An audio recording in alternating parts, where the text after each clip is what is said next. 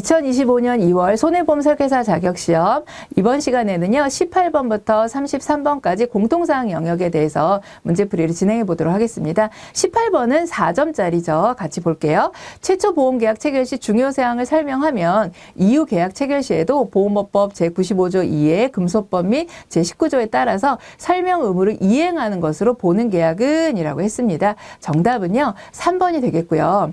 자, 1번 같은 경우 보시면 보험계약자가 피보험자 최초 보험계약과 동일한 보험계약이라고 했는데 저희가 이제 그 설명 의무가 면제되는 계약이 크게 세 가지라고 보시면 되거든요. 전문보험계약자랑 체결한 것과 그다음에 갱신계약, 계속계약. 갱신계약은요 전년도에 설명을 다 했어요. 근데 이제 올해 갱신할 때 하나도 변동된 사항이 없는 거예요. 모든 사항이 동일해야 돼요. 하나라도 변동되면은 그건 다시 설명을 해야 됩니다. 그렇기 때문에 전체 사항이 동일해야 되거든요. 근데 이제 1번 같은 경우에 계약자 피보험자만 동일하다? 그러면 다른 사항이 바뀔 수도 있다는 얘기잖아요. 이거는 설명을 해야 됩니다. 그래서 요거는 조건에 해당하지 않고요. 자, 2번 같은 경우에 이미 가입되어 있는 보험계약과 유사한 조건이 아니라 동일한 조건이어야 돼요. 동일한 조건. 그래서 이것도 틀렸습니다. 그리고 4번 같은 경우에 표준 상품 설명 대본을 통해서 보험계약을 중요한 내용을 설명하고 녹취한 보험계약자의 보험계약 같은 경우는 이런 계약은 면제된다는 내용이 없어요. 그래서 우리가 표준 상품 설명 대본 같은 경우 TM 같은 경우에 요거를 활용하거든요. 그러니까 상품 설명을 다 해야 되는 것이지 뭐 요게 설명을 안 해도 되는 계약은 아닙니다. 그래서 3번에 보시면 보험회사 피보험자 또는 계약자 간의 거래 종류나 기간이나 금액 가입 조건 등을 미리 정하고요. 그 범위 내에서 계속적으로 체결되는 계약이래요. 그래서 이거를 외우기 쉽게 하시려면 계속계약, 계속이라는 단어만 포인트로 좀 기억하시면 됩니다. 그래서 계속계약, 갱신계약 똑같은 동일한 조건으로 갱신되는 갱신계약, 그 다음에 전문보험계약자랑 체결한 계약 같은 경우는 설명 의무가 면제된다는 것. 그래서 정답은 3번이 됩니다. 자, 19번입니다. 보험업법 제98조에서 금지하고 있는 특별이익 제공의 유형으로 올바르지 않은 것은 이라고 했습니다. 정답은 2번이고요. 자, 특별이익을 요구하여 수수료한 보험계약자는 처벌받지 않는다라고 했는데 특별이익을 제공하게 되면 3년 이하의 징역 또는 3천만 원 이하의 벌금에 처해질 수 있고요. 이거는 준 사람, 받은 사람 모두에게 해당됩니다. 그래서 처벌받지 않는다라는 것은 틀린 지문이다라고 볼 수 있겠습니다. 자, 그리고 1번 같은 경우 금품을 제공하면 특별이익 제공이에요. 그래서 연간 보험료의 10%랑 3만 원을 비교해서 더 적은 금액을 제공하는 거는 괜찮습니다. 그건 제외되지만 그 이상의 금액의 금품을 제공했다 그러면 특별이익 제공에 해당이 되고요. 자, 3번에 기초서류에서 정한 수수료를 지급하는 건 괜찮은데요. 기초서류에 정하지 않은, 근거하지 않은 수수료를 제공하게 되면 이건 특별이익 제공에 해당이 됩니다. 자, 4번 계약자나 피보험자를 위한 보험료 대납. 대납이 대표적인 특별이익 제공에 해당이 됩니다. 자, 그래서 틀린 설명 2번이 되겠습니다. 자, 20번입니다. 승환계약에 대한 상호협정에 따른 처벌 기준으로 알맞은 것은 이라고 했어요. 승환계약은요, 건당 100만 원이고 최대 모집자당 3천만 원까지 나올 수 있죠. 그래서 건당 금액은 3번 100만 원이 되겠습니다. 자, 21번 손해보험협회에서 운영하는 장애인 및 장애인 기증자에 대한 보험가입차별금지센터에 신고할 수 있는 내용에 해당하는 것. 자, 장애인 분께서 어떤 차별을 당했다 그랬을 때 손해보험협회에 신고한대요. 그러니까 보험에 관련된 내용이겠죠. 그 중에서 뭐냐? 바로 보험가입에 대한 부당한 거절입니다. 그래서 보험가입 청약에 대한 거절, 정답은 3번이 되겠습니다. 22번 보험설계사 말소에 관하여 사실과 다른 설명은 이라고 했습니다. 자, 1번 타보험사로 이직할 경우에 반드시 말소를 해야 된다 그랬는데 우리가 보험설계사는 등록이라는 걸 해야 되죠. 우리 공부하고요. 합격하고 교육받고 등록을 하게 되고요. 등록을 하게 되고 보험회사를 선택해서 위촉계약을 맺게 되고요. 그만두려면 위촉계약을 종료하는 해촉을 해야 되고요. 해촉을 하고 뭐를 해야 되죠? 말소를 해야 타보험회사로 이직이 가능해요. 그래서 타보험회사를 이직하려면 반드시 뭐를 해야 돼요? 말소를 해야지만 이직이 가능합니다. 그래서 1번 맞는 설명이고요.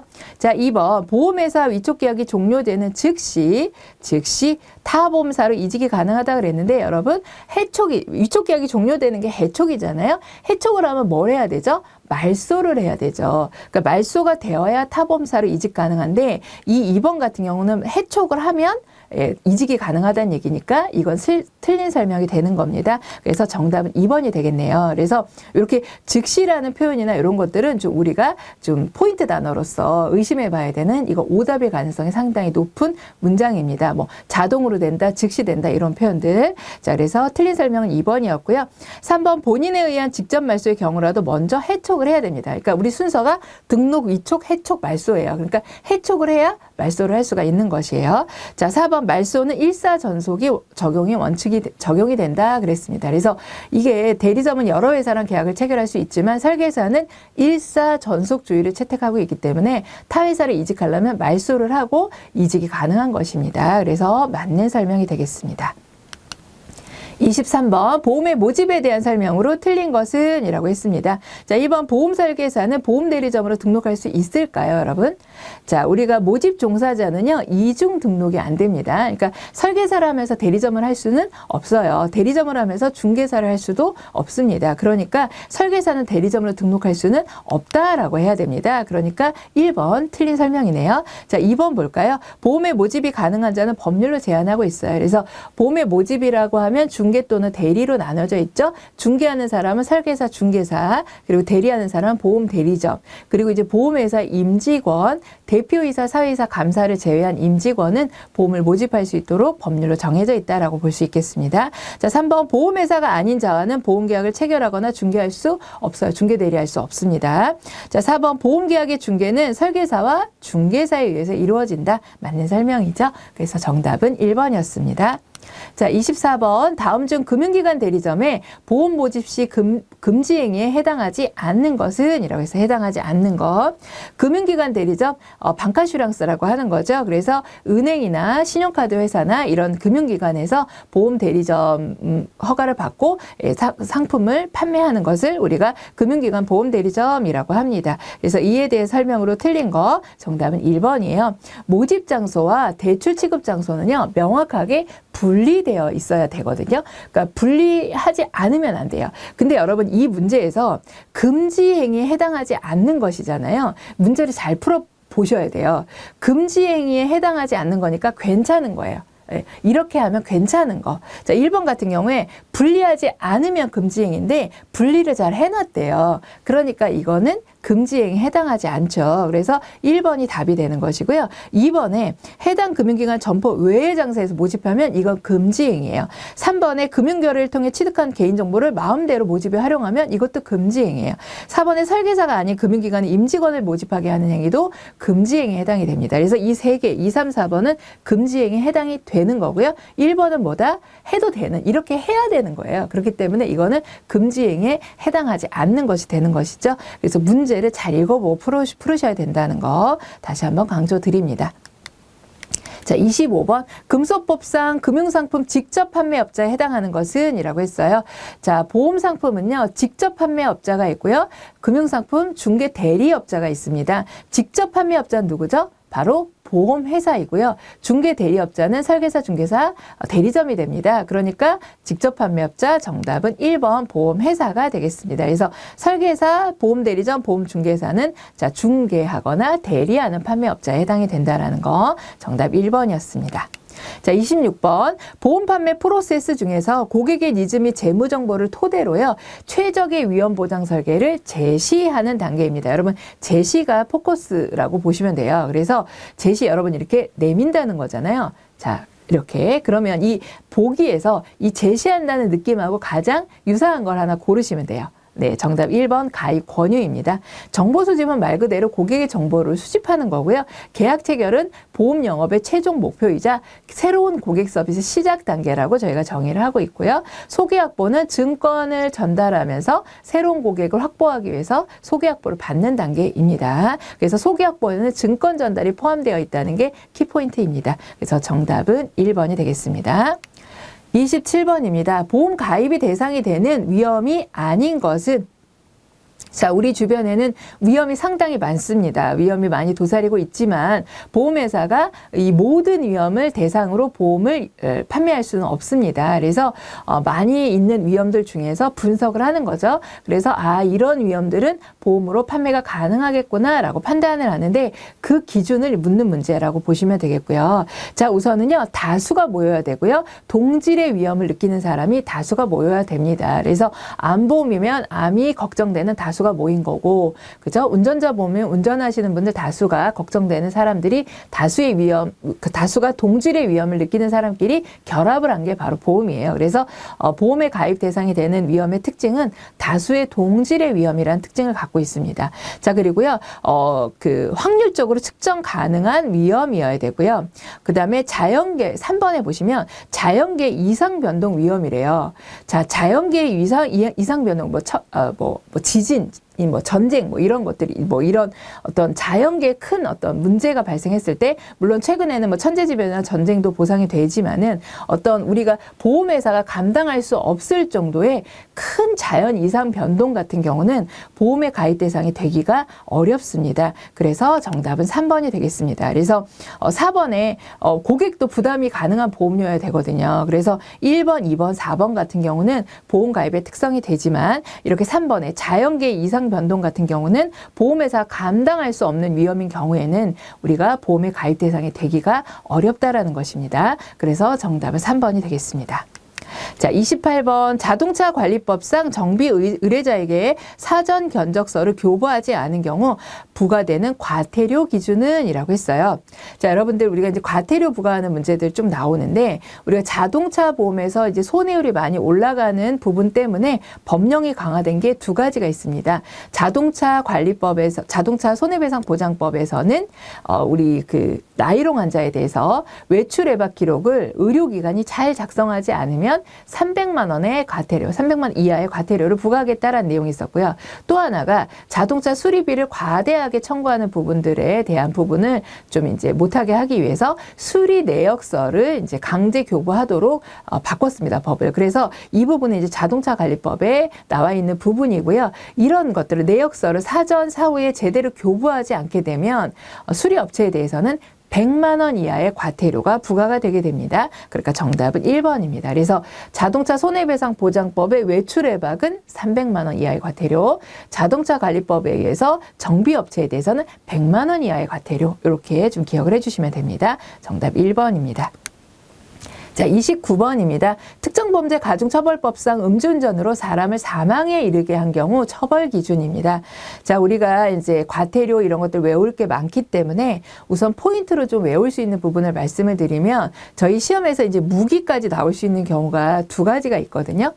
보험 사기로 사기 이득액이 50억이 초과할 경우에 무기 또는 3년 이상의 징역이에요. 그리고 우리가 또 하나가 음주운전으로 사람을 사망하게 했을 때 무기 또는 3년 이상의 유기징역입니다. 그래서 이렇게 우리가 처벌되는 기준 있죠? 그 부분에 있어서 무기는 두 가지를 좀 기억해 주셔야 됩니다. 아마 사기가 5년, 그러니까 무기 또는 5년 이상의 징역일 거예요. 그리고 음주운전 사망이 무기 또는 3년 이상의 유기징역입니다. 그렇기 때문에 정답은 1번이 되겠네요. 30번 다음 중 보험계약자의 주요 의무에 대한 설명으로 옳은 것은 이라고 했습니다. 정답은 3번입니다. 손해보험계약 체결 후에 피보험자를 변경한 경우 그 사실을 보험회사에 통지해야 합니다. 그렇지 않으면 변경이 안 되기 때문에 변경할 사항이 있으면 보험회사 통지해야 된다라는 게 기본적인 사항이라고 보시면 되겠어요. 자, 1번 보겠습니다. 왜 틀렸는지 볼게요. 보험계약자 등 보험사고 발생에 통지 의무를 게을리하여 손해가 증가되더라도 보험회사는 증가된 손해를 보상할 책임이 없을까요? 그죠? 통지 의무를 게을리하여 손해가 증가되다 보험회사는 증가된 손해를 보상할 책임이 있다라 그랬네요. 그러니까 있다 그랬기 때문에 이제 요거는 틀렸다. 우리가 고지 의무나 통지 의무 위반하게 되면 그로 인한 손해는 배상할 책임이 없습니다. 그렇기 때문에 요거 틀렸고요. 자, 2번 보험회사가 위험 변경 층가 통지 의무를 받은 때는 일주일이 아니라 1개월 이내에 증액을 청구하거나 심한 경우는 해지를 청구할 수가 있습니다. 그래서 1개월입니다. 4번 보험계약자의 보험료 반환 청구권 소멸시효는 몇 년이죠, 여러분? 3년입니다. 보험회사의 보험료 청구권만 2년이고 나머지는 3년이라고 했죠. 그러니까 여기도 2년이 아니고 3년이 맞게 됩니다. 31번으로 넘어가 보겠습니다. 다음 중 보험 가액을 한도로 보상하는 것은? 이라고 했어요. 자, 우리가 법률상 보상의 최고 한도액을 보험 가액이라고 하고요. 보험 계약상 보상의 최고 한도액을 보험 가입 금액이라고 하죠. 그래서 보험을 가입할 때 손해보험 같은 경우는 보험 가액이라는 개념과 보험 가입 금액이라는 개념을 비교해서 보험 가액만큼 보험에다 가입을 전부 다 했다 그러면 전부 보험. 자, 그리고 보험 가액보다 보험 가입 금액이 더 많다 그러면 초과 보험. 자, 그리고 보험 가액보다 보험 가입 금액이 많은데 여러 회사에 많이 가입했다 그러면 중복 보험이 됩니다. 그래서 중복 보험하고 초과 보험은요, 보험 가액을 한도로 보상하게 되고요. 보험 전부 보험과 뭐 일부 보험 이렇게 전부 보험 이하로 해당이 되면은 그때는 이제 보험 가액 금액을 한도로 보상을 하게 돼요. 자, 그러니까 보험 가액을 한도로 보상하는 거는 초과 보험하고 중복 보험입니다. 그럼 이 중에서 초과 보험, 중복 보험을 찾아내면 되겠죠? 정답은 3번이 되겠습니다. 그래서 일부 보험, 공동 보험, 그다음에 전부 보험 같은 경우는 보험 가액 금액을 한도로 하게 됩니다. 32번입니다.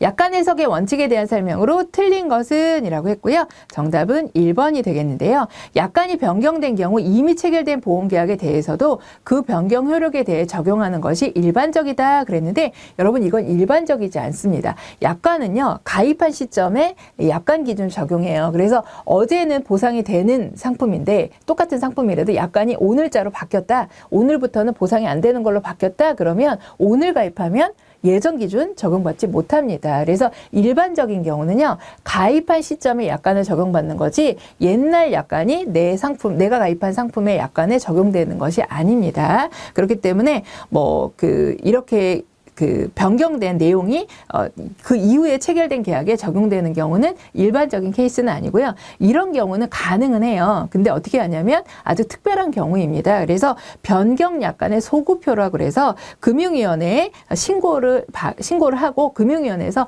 허락을 해줘야지만 이 경우는 가능하니까 일반적인 경우라고 볼 수가 없겠죠. 그래서 정답은 1번이 됩니다. 자, 이번에 필서와 인쇄가 모순이 되면요. 뭐가 우선이냐? 써주는 필서가 우선입니다. 자, 3번 약관 표현이 불분명하면요, 계약자에게 유리하게 해석해야 됩니다. 4번 증권의 문헌은 평이야 보통의 의미로 해석이 되어야 합니다. 자, 그래서 정답 1번이었습니다. 33번입니다. 보험회사의 자본금 및 기금 요건에 대한 설명으로 틀린 것은? 이라고 했고요. 자, 자본금, 기금. 일반적인 보험회사는요, 300만 원 이상의 자본금이 필요하죠. 자, 그리고 보증보험이나 재보험사는 300억 이상이 필요하고요. 일부만 내가 영위하겠다라고 하면 최소 50억에서 시작할 수 있습니다. 외국 보험회사는 30억이었고요. 자, 그리고 자동차 보험만 나는 취급하겠다 그러면 200억이었고요. 해상보험은 150억, 화재보험이나 상해보험, 질병보험은 100억이었습니다. 자, 그러면 이 중에서 틀린 설명, 정답은 1번이 되겠습니다. 외국 보험회사의 영업기금은 100억 원이 아니라 30억 원이라고 해야 됩니다. 자, 2번 자동차 보험 200억 맞죠? 3번 보증보험 300억 맞습니다. 자, 4번 보험회사가 종목의 일부만 영위하고자 할 때는요, 대통령령이 정하는 기준에 따라 자본금 기금의 액수를 달리 정할 수 있습니다. 그래서 정답은 1번이 되겠습니다. 자, 이상으로 해서 18번부터 33번 공통 영역의 문제풀이를 마치도록 하겠습니다.